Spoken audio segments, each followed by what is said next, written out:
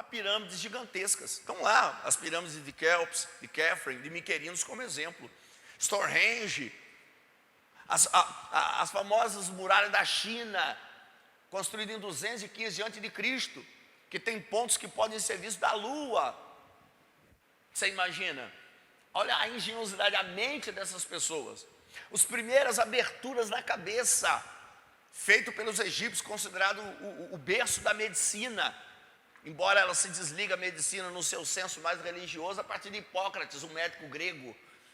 Mas você vai ver essas complexidades de ideias, os conceitos matemáticos que surgem na Babilônia, raiz cúbica, raiz quadrada, dentro do Egito, Tales de Mileto, formas de medir. Você imagina uma pirâmide gigante, o cara fazer a metragem exata, quanto que ela tem de altura. E das maneiras mais complexas, ou seja, a mente humana ela sempre foi incrível, a mente humana ela sempre foi poderosa, a mente humana ela tem uma capacidade sobrenatural, ou natural. Sobrenatural porque eu particularmente na minha fé eu creio que foi Deus que me formou, e creio automaticamente que foi Ele que entreteceu cada detalhe do meu corpo, inclusive a minha mente, com essa capacidade incrível para solucionar problemas, para resolver a vida, e para ter o tempo mais incrível. E eu costumo dizer que quem tem a consciência da mente que tem, e que entende que a mente não é com 82 bilhões de neurônios, mais ou menos, 82 porque difere muitas vezes de campo científico, uns dizem 82, outros dizem um pouco a mais, mas fica mais ou menos dentro desse nível aí. Isso aqui não é só para você usar o tique e o teco, não é para nós usarmos só o tique e o teco, é muitos neurônios. Eu falei recentemente sobre neurônio espelho, um neurônio que eu estou conversando, de repente eu começo a bocejar, por causa de um sono, alguma coisa assim, aí o Celso está olhando para mim e ele começa a bocejar também. Ou não sei se vocês viram um vídeo de um rapaz que entra no trem e do nada, isso foi premeditado, um cara entra no trem e de repente ele começa a rir, num vagão ele começa a sorrir, e pai, caraca, ninguém entende nada, o cara está vendo uma imagem, acho que se não me engano um celular, alguma coisa assim, de repente ele começa a sorrir, e com pouco o trem todo é contagiado por aquela alegria, por aquele sorriso, porque neurônio espelho, que é essa capacidade de espelhar, de olhar, e eu começo a ter reações de acordo com o corpo das pessoas, e aí entra aquela questão, já parou para pensar que tem pessoas que já acordam o dia amarga, já acorda o dia reclamando, já acorda no seu dia já murmurando e se lamentando, e você consegue passar uma mensagem para a mente inconsciente de alguém. Nós vamos falar sobre mente consciente mais à frente. Às vezes a pessoa que está diante de você, que está te espelhando, ela não sabe conscientemente disso, mas inconscientemente ela começa a perceber o seu mundo negativo, o seu mundo tóxico, e ela também vivencia aquele dia tóxico. Claro, sempre o ser humano é livre para fazer escolhas. Então, esse campo neural aí, corpo e a mente formam uma unidade, um sistema, o ser humano. E linguística, refere-se à linguagem que usamos para ordenar nossos pensamentos e comportamentos e nos comunicarmos com os outros. A linguística estuda como a linguagem influencia nossos comportamentos e relacionamentos, tanto a comunicação com os outros, a interpessoal, como também a comunicação conosco mesmo, a intrapessoal. Você se comunica com você, é o que eu chamo de solilóquio. Um solilóquio é essa habilidade de ir para o espelho da minha alma e conversa comigo mesmo. E nesse processo do diálogo comigo mesmo, às vezes eu ouço uma voz, e essa voz pode ser sabotadora. Eu chamo do eu sabotador. Ou no caso das mulheres, pode ser essa voz aí feminina, né? A eu sabotadora, que está aí dentro de você, e que essa comunicação que você consegue ouvir, que diz, você não consegue, você não presta, você não vai vencer, você não vai conseguir. O eu sabotador que te sabota. Agora, existe um eu supremo, que é aquele que você tem que gerenciar, que você tem que coordenar, que você tem que comandar, que ele pode calar o eu sabotador, a eu sabotadora, e dizer: eu posso, eu consigo, eu venço, eu chego lá, porque eu me preparei, porque eu mereço. Eu interno aí. Essa comunicação intrapessoal é muito importante. Aliás, eu digo muito que eu não quero generalizar, mas a marca distintiva da sociedade contemporânea é a superficialidade, porque falta reflexão, falta introspecção. Mas às vezes nós mesmos pecamos, erramos, porque estamos atarefados demais avaliando os outros, que deixamos de avaliar nós mesmos. E a introspecção, essa comunicação intrapessoal, esse solilóquio, essa capacidade que eu tenho de olhar, mergulhar dentro de mim, me indagar, me questionar, aliás, duvidar muito dentro do campo da minha mente, principalmente pensamentos negativos, principalmente do eu sabotador, do eu sabotadora que surge de você quando diz que você não consegue, não pode, não cresce, não chega lá. Você precisa duvidar desses pensamentos, porque essa é uma das maneiras de você reprogramar a sua mente. Duvide sempre, toda vez que surge uma série de pensamentos, de ideias, uma série de informações acerca de você, da forma de avaliar a vida e o mundo. Duvide sempre. Não pegue a primeiro instante qualquer pensamento que surja na sua cabeça, porque ele pode ser do eu sabotador, do eu sabotadora, que está querendo minar os seus planos, seus sonhos, seus projetos, suas emoções, porque às vezes você foi mal programado na sua mente. E aí a linguística, essa forma de você se comunicar com você mesmo, pode ser defeituosa, pode ser deturpada. A forma de você se comunicar com o mundo, seja verbal, seja as expressões corporais, sua maneira de se expressar, ela pode estar deturpada. Lembre-se, toda vez que minha percepção é distorcida, minhas ações serão distorcidas, meus resultados serão distorcidos, meus pré-julgamentos serão distorcidos. Eu tenho que tomar muito cuidado com isso.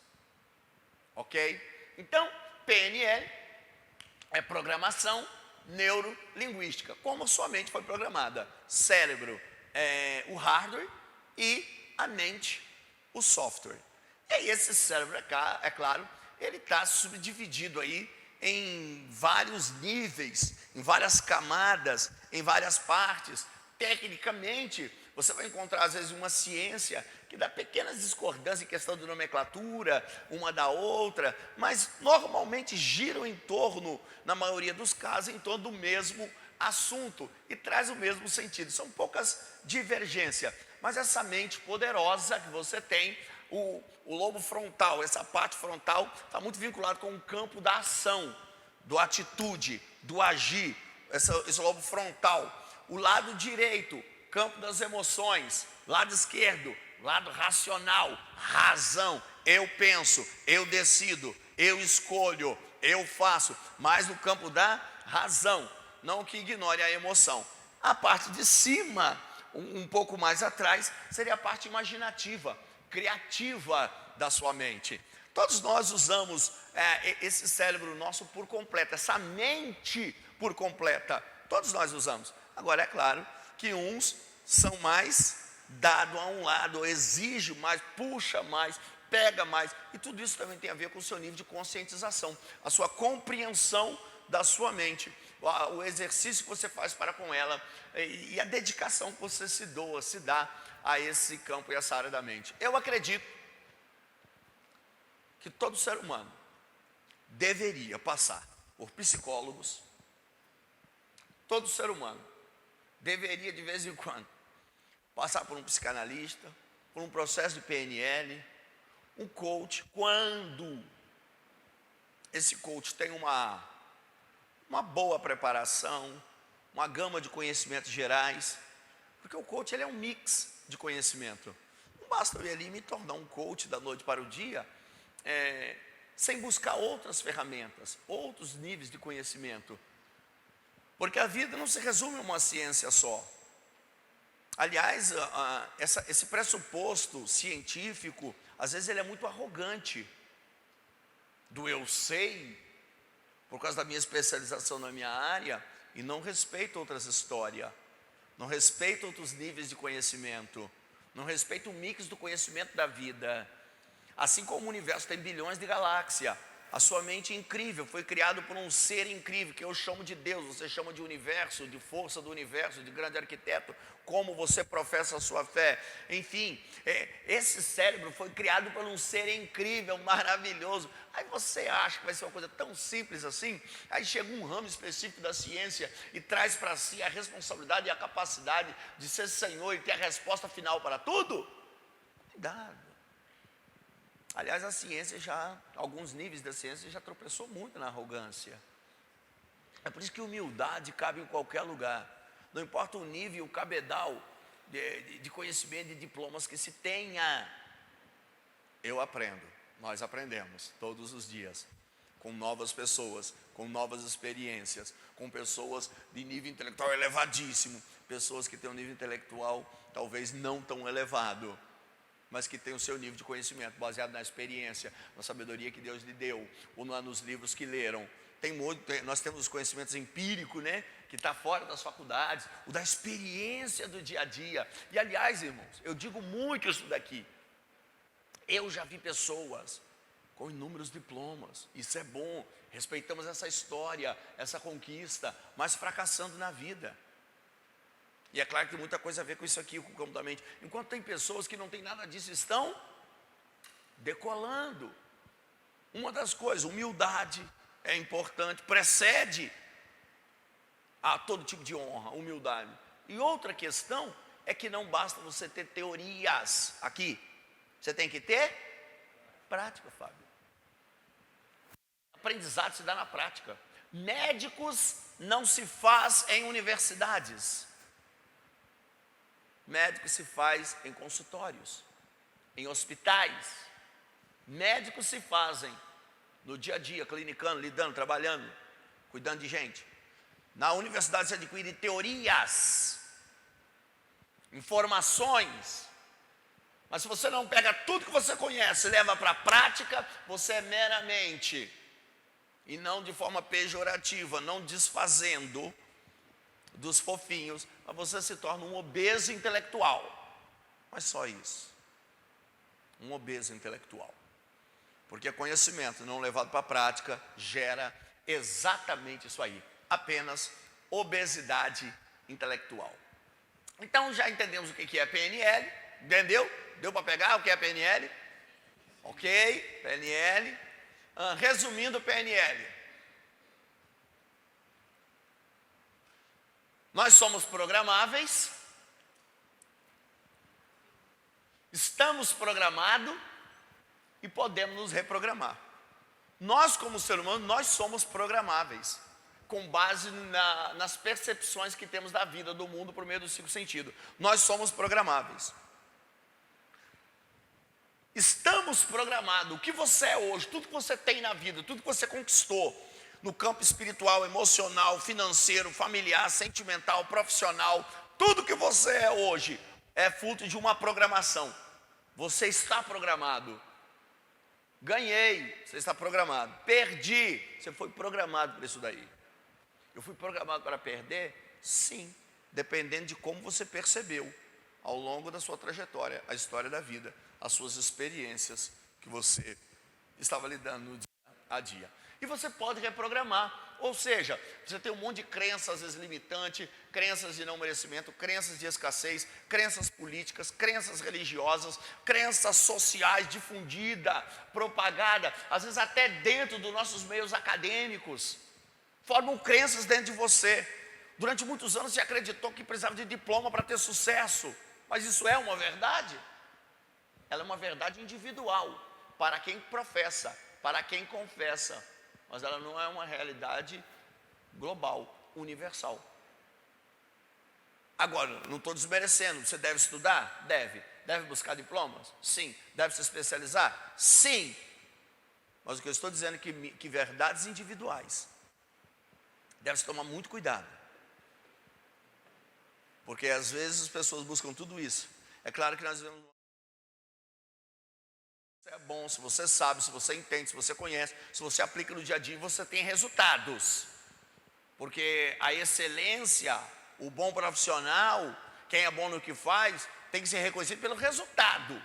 Ou deveria ser reconhecido pelos resultados, e não pelos papéis, sim ou não? Mas o resultado. E se você tem papéis, mas não tem resultados, pelo menos mais significativos, o que manda é resultado. Porque contra fatos não existe argumento. Essa PNL não é sobre mim, é sobre você. É sobre nós. De certa forma é sobre nós, mas eu digo que não é nem tanto essa questão de eu. Mas eu sempre compartilho as minhas experiências. Poxa, eu conheci pessoas que viveram o mesmo nível de vida do que eu. Mesmo nível de vida do que eu. Muitos deles já estão mortos. Outros deles estão com a vida totalmente destruída. Porque a oportunidade, eu acredito que ela vem para todos. E quando ela não vier, você tem que fazer a sua. E dependendo da sua mente, você faz as suas oportunidades. Mas eu sempre digo, eu com 10 anos de idade, eu já morava nas ruas. Eu já estava nas ruas. E quem conhece a minha experiência, a minha história, sabe disso. Com 10 anos de idade, eu já estava nas ruas. Conheci as piores instituições para menores. Eu não falo a minha história, porque a minha história não contribui, não ajuda em grandes coisas. Principalmente por causa dos problemas que as pessoas enfrentam no dia a dia dentro da sociedade, os traumas que tem, os seus gatilhos, suas questões emocionais que tem. Mas eu vivi uma história muito complexa, uma vida antissocial. Porque às vezes nós vemos muito uma fala, hoje em dia assim, enquanto eu ver um trabalhador sem um braço, e levantando um carrinho de massa, fazendo isso, aquilo, eu não entendo porque acontece isso ou aquilo outro, eu não aceito. Cara, você não pode, primeiro, pegar situações pessoais e generalizar e aplicar um todo na vida. Vai para dentro da Cracolândia e pega uma mulher grávida, que engravidou lá dentro, que o feto que está sendo gerado, o bebezinho não tem culpa, mas ela engravidou lá dentro, e esse menino já vai nascer naquele contexto social, já vai nascer dentro daquele ambiente ali. Já tem reações químicas que acontecem no processo da gestação, que envolve a mãe e o feto. Isso já é comprovado hoje, cientificamente, que no ventre da mãe, a partir de certos meses, o feto já começa a ter reações. Isso depois que ele nasce, reações da vida fetal, por causa das reações químicas, de como a mãe percebe o seu mundo em que ela está vivendo.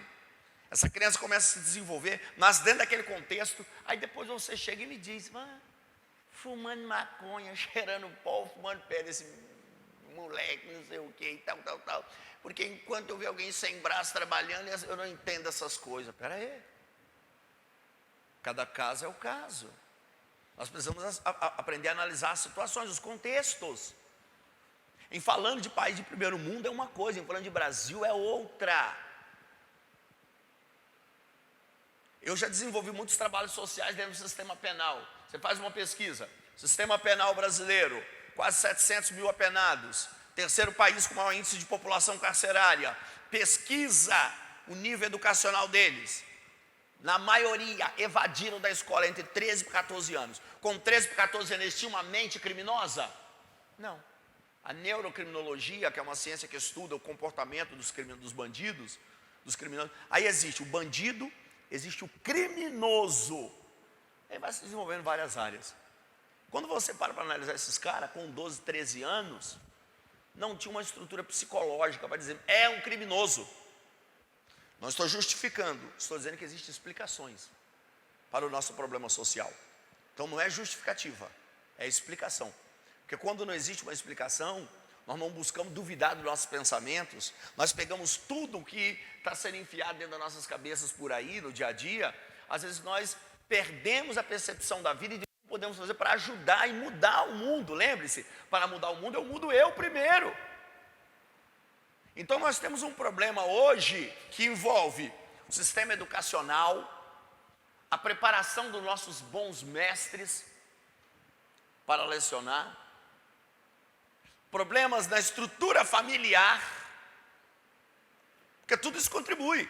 Por um garoto evadir da escola, tem um problema, a escola não conseguiu atrair. Então nós temos um problema no sistema educacional, nós temos um problema na formação dos mestres, nós temos um problema na estrutura familiar, nós temos um problema na estrutura da sociedade em si, para nós chegarmos e sairmos generalizando, formando doutrinas dentro de nossas universidades, níveis de conhecimento dizendo, olha, é isso. Calma aí, cara.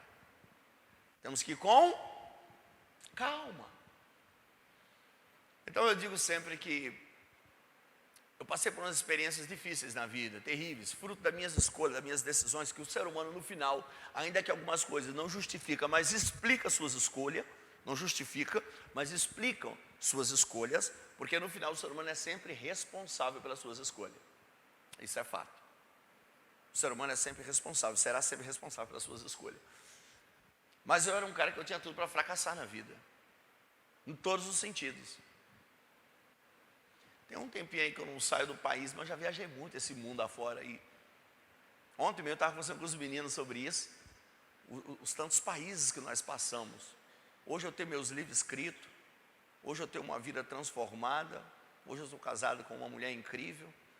Agora abri o escritório dela na área de contábil, nós temos alguns aqui que já são clientes do nosso escritório de contabilidade, como o Igorzão ali, top. Tem mais alguém aqui que é cliente além do Igor, do escritório de contabilidade nosso? Só tem o Igor por enquanto daqui, né? Mas que bom. Obrigado, Igor. Então, assim, agora qual é o segredo do sucesso? Qual é o segredo do crescimento? Qual é o segredo da evolução? O sol nasceu para brilhar só para mim? Ou só para alguns que estão aqui? Sim ou não?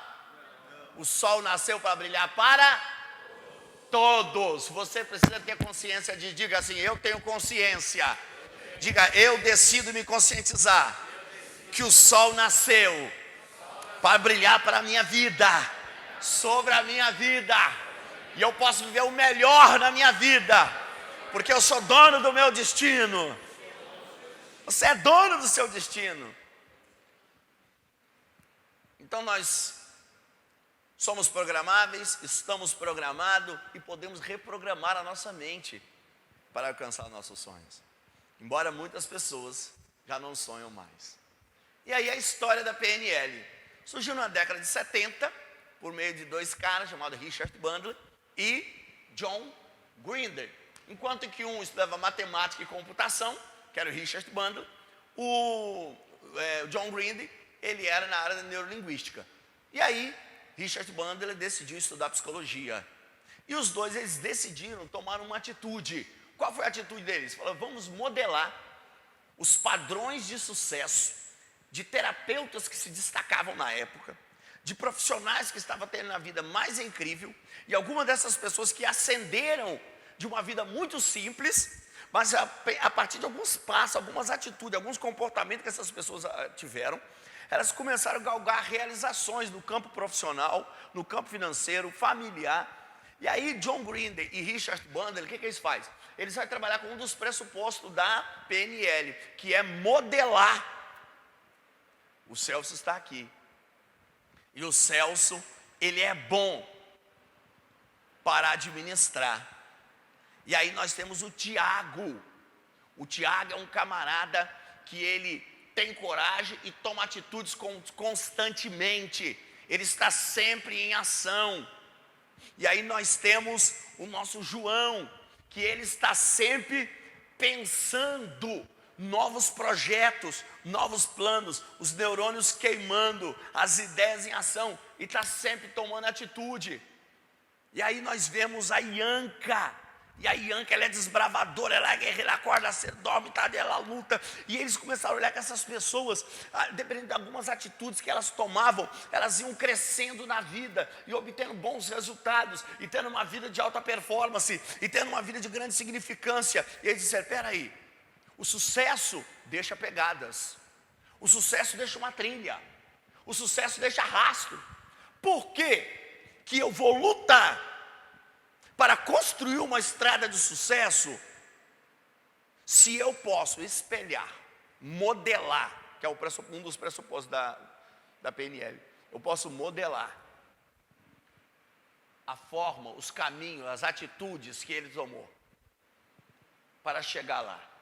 Então, enquanto ele levou 15, 20, 30 anos para chegar a um lugar, a PNL, um dos seus pressupostos da modelagem, eu modelo os comportamentos, as atitudes, as ações. E como a PNL trabalha com a ideia que a mente, que nós somos programáveis.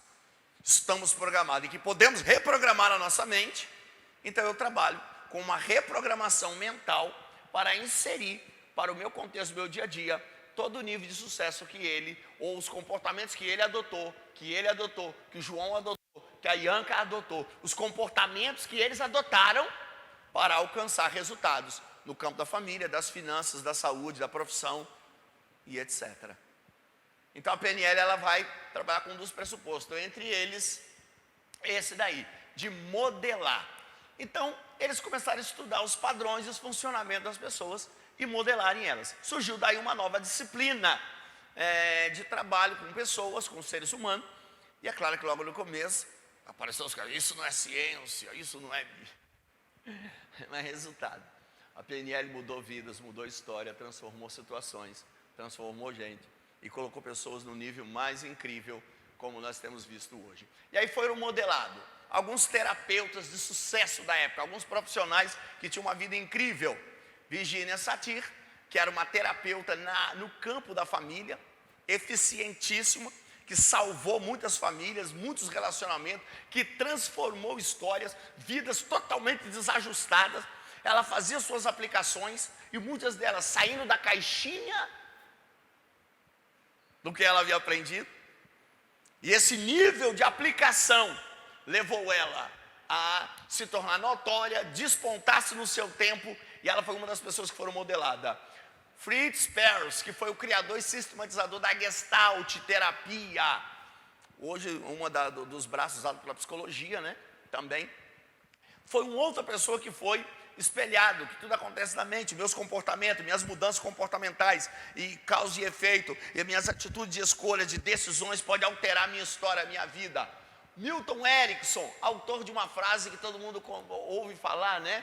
E, principalmente nesse mundo do coach, faz sentido isso para você? Caiu fichas e etc. Essa é uma frase cunhada por Milton Erickson, 1928. Faz sentido para você?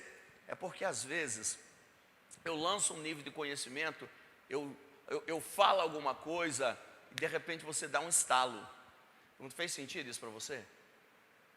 Porque se fez sentido, ele evoca uma provocação em alguma parte da sua mente, que traz à baila o conhecimento do problema que estava norteando a tua vida, atrapalhando a sua vida, bloqueando você, te impedindo de avançar em algum sentido, em algum momento. Faz sentido isso? Faz sentido isso para você? Que fichas caem? Como você enxerga isso? Como você entende essa situação? Ok? Outro que foi modelado foi Gregory Bateson, que foi um filósofo, pensador e antropólogo, que era uma outra figura importante e que esteve presente desde o início. E aqui cabe uma ressalva para Anthony Robbins. Anthony Robbins hoje ele é considerado um dos maiores, ou o maior coach do mundo. Hoje quando você ouve falar de José Roberto Marques, que é o meu mentoreador do IBC, dono da faculdade IBC, quando você ouve falar do Paulo Vieira, de Pablo Marçal, essa galera toda se espelha nesse cara, Anthony Robbins, ou Tony Robbins, que é o maior coach do mundo considerado, que aconselhou presidentes e etc. Ele tem um livro dele sobre o poder da mente sem limites, o poder sem limites da mente.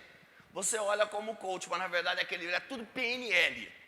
Mas Tony Robbins ele se desliga, ele tem um choque, um problema com os fundadores da PNL, e aí ele dá origem a uma nova ideia, trabalhando individualmente dentro dessa questão do coach. Mas é um cara muito bom, eu recomendo a leitura desse livro para vocês, se quiser anotar aí. Anthony Robbins, o livro O Poder Sem Limites da Mente. O Poder Sem Limites, o Poder Sem Limites da Mente, algo assim. Eu recomendo que você leia esse livro.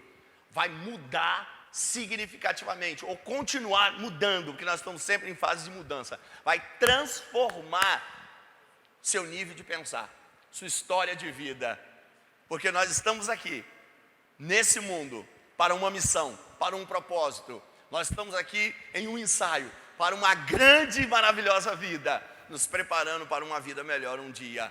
que nós desfrutaremos na eternidade. Mas enquanto estamos nessa terra, nós estamos aqui para cumprir um grande propósito. A vida não é só ir para o trabalho, ir para casa, ir para a sua religião. Ir para o trabalho, ir para casa, ir para a religião. Ir para o trabalho, ir para casa, ir para a sua religião. Trabalhar, pagar contas, trabalhar, pagar contas, trabalhar, pagar contas, trabalhar, pagar contas, ir para a igreja, trabalhar, pagar contas, ir para a igreja e para casa, trabalhar, pagar. Isso não é viver, mas isso é um inferno na terra.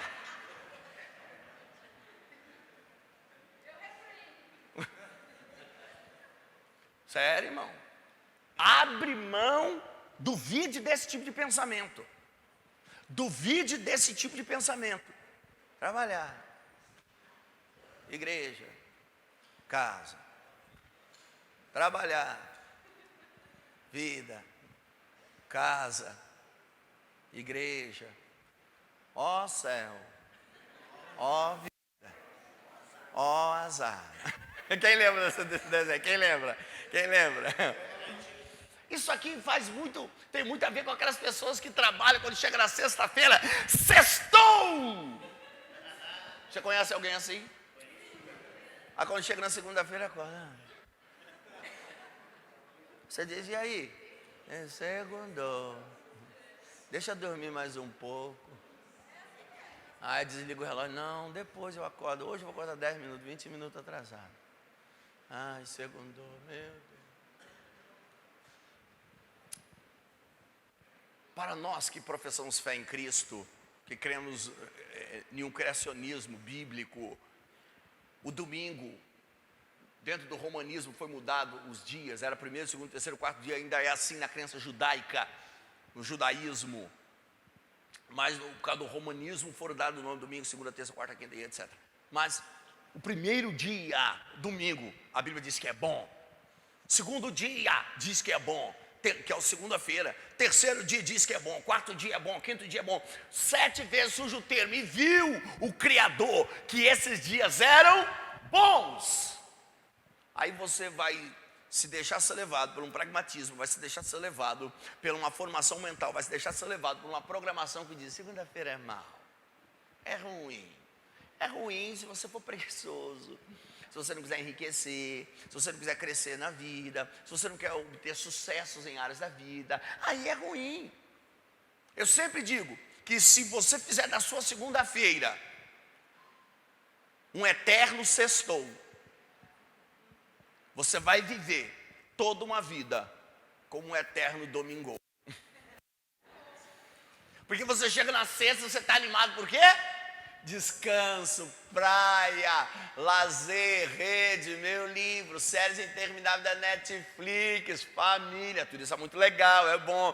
Tranquilidade, domingo, domingão, uhul, tranquilidade. Porque sextou, um domingão. Agora já pensou, se você entra na segunda-feira com esse nível de energia, com esse nível de disposição, com esse nível de força, com esse nível de coragem, e isso requer reprogramação mental, meu amigo. Mudar a mentalidade, muda a mentalidade, muda a realidade. Mudança de mentalidade muda a realidade. Mudança de mentalidade mudam realidades. Quando eu mudo realidades, eu mudo de nível. Eu saio do nível que eu estou. Se você experimenta a segunda-feira, segundou, com o mesmo nível de energia, de força, de vibração, de expectativa da sexta-feira, sua vida vai ser um eterno domingo. Ó, faz assim, ó, faz assim, faz assim. Isso, faz assim. O que é isso? O que você entende por isso aqui? Hã? O que você entende por isso aqui? Bruna, né? O que você entende por isso aqui, Bruna? Descanso, fazer nada. Descanso, fazer nada. Não é que você não vai fazer nada, mas a partir do momento que você encara a segunda-feira de forma positiva, você vai ver uma vida mais relax. Viu linguagem corporal?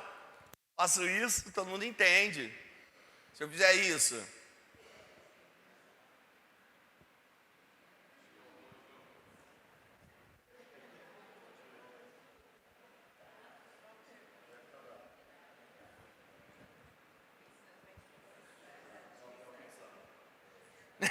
Gabriel, ah.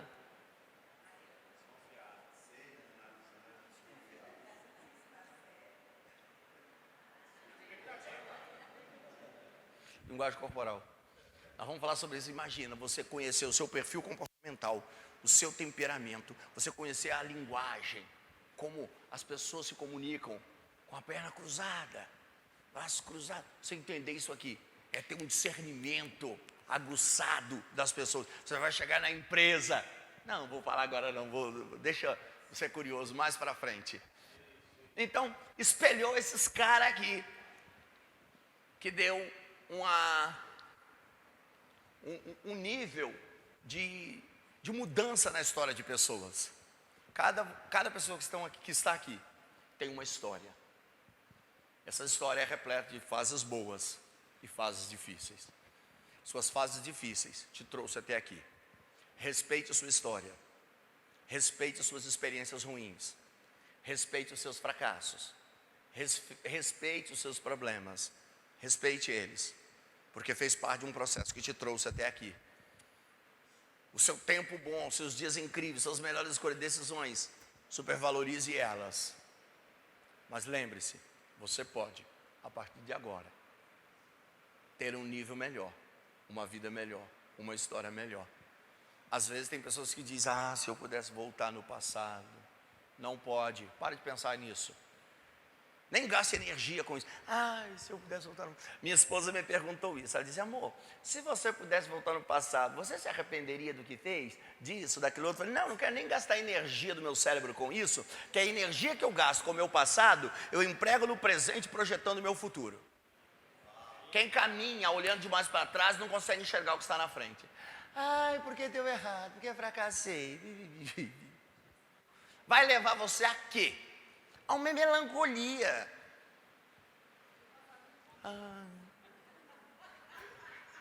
Quer ficar depressivo? Linguagem corporal.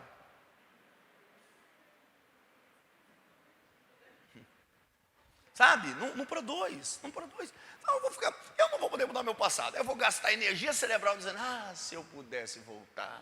E aquele saudosismo do meu primeiro tempo antes de eu fazer a besteira. Saudosismo do meu primeiro tempo antes de fazer a bobagem, de fazer besteira. Não dá, irmãos.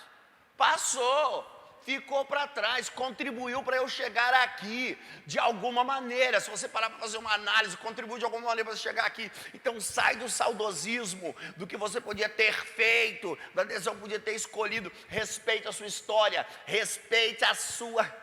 Posso usar uma linguagem chula? Pode? Respeita as suas cagadas que você fez. As merdas que você fez. Fala, bate assim, fala, eu respeito.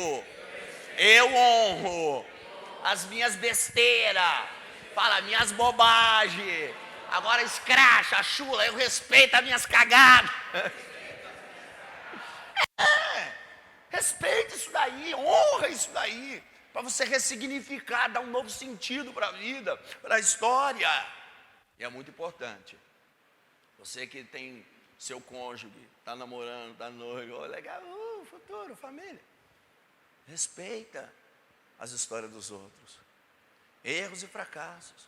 Não traz a baila. Não coloca em face. Porque isso não soma em nada. Só diminui. Ok?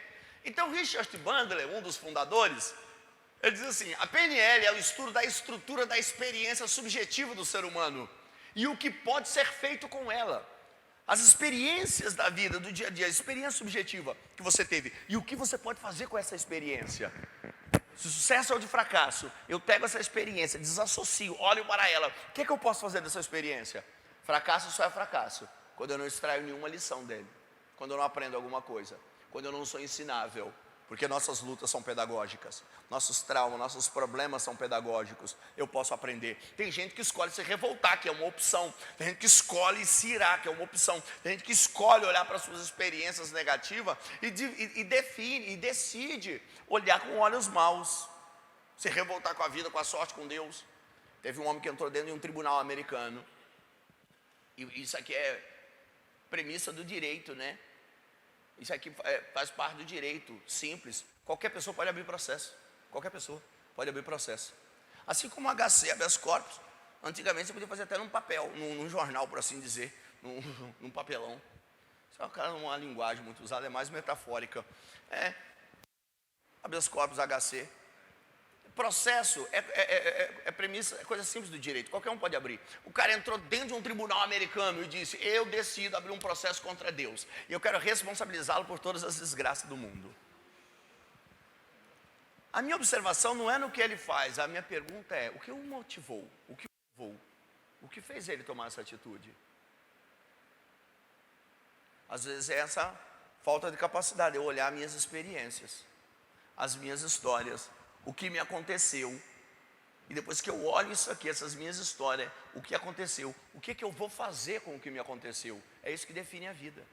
O que eu vou fazer com o que me aconteceu? Você pode viver se lamentando. Respeito a sua dor, porque talvez você sofreu um abuso, e se você lembrar dela agora, lembra desassociado, não esteja envolvido, talvez sofreu um abuso. Ou se tiver associado, sentir essa dor agora, hoje é o dia da sua mudança, da sua ressignificação.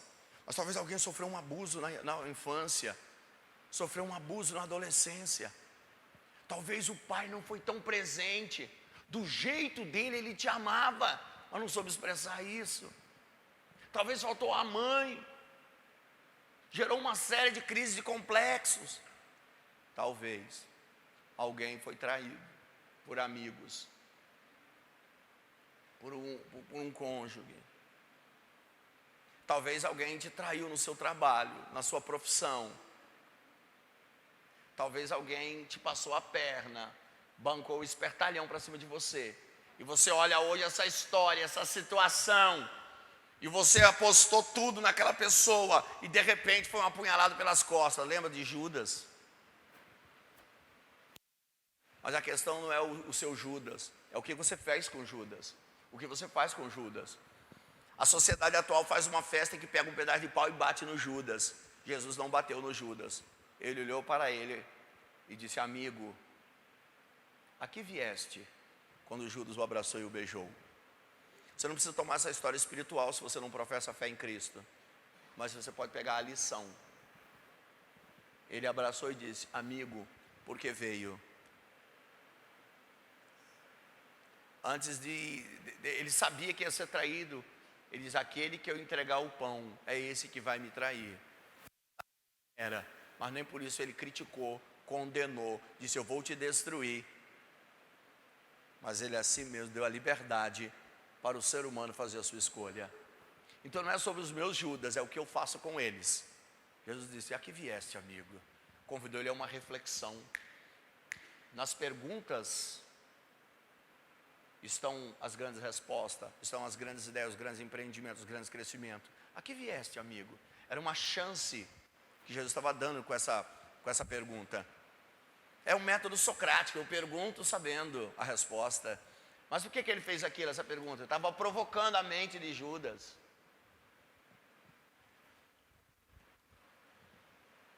Não é sobre o que passou, é sobre o que você faz com o que aconteceu com a sua vida. Você pode viver a vida inteira murmurando, reclamando, se lamentando. Um dia eu estava conversando com um cara e ele disse: eu tive uma grande empresa. E por sinal, irmãos, não vou falar o nome, mas uma pessoa assim, de renome no Brasil, no campo religioso, infelizmente,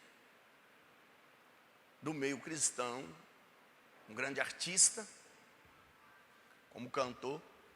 Embora não é 100% culpa da pessoa, mas o pai era sócio e deu uma pernada no sócio que era ímpio, já tinha uma tendência ao ateísmo, era meio que um agnóstico. E ele, a partir daquela experiência, ele decidiu amaldiçoar Deus, se é que Deus existia, porque até então no conceito agnóstico eu não posso provar que Deus existe, nem que Ele não existe. Assim sendo, eu deixo esse assunto de lado. Agnosticismo. Pelo conhecimento, eu não posso provar que Deus existe.